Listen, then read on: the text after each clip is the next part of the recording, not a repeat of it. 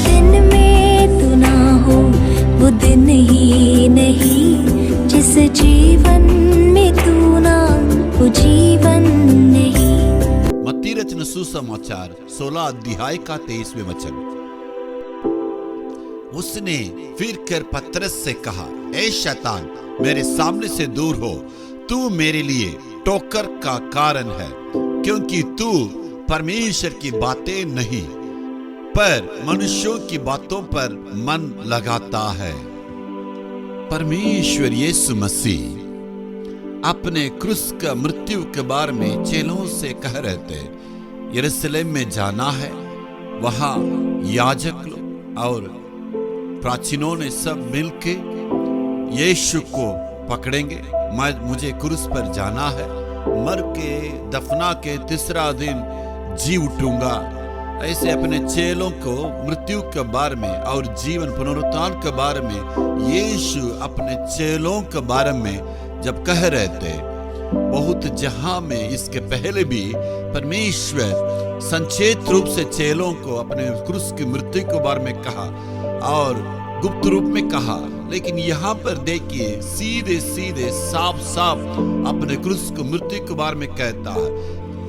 इस सिद्धांत को, शिक्षा को पतरस को ग्रहण करने के लिए मन नहीं था, इसलिए यीशु को अलग से ले गया, उन पर ताड़ना दी। नहीं चाहिए प्रभु, दुख नहीं चाहिए, ये उपद्रव नहीं चाहिए, निंदा अपमान नहीं चाहिए, हमेशा आशीष चाहिए, अद्भुत और चमत्कार होना चाहिए। आशीष, तू अद्भुत काम करते रहना है, हमेशा आपके पीछे पीछे हम हमेशा आरामदायक जीवन में रहेंगे। क्रूस नहीं चाहिए प्रभु।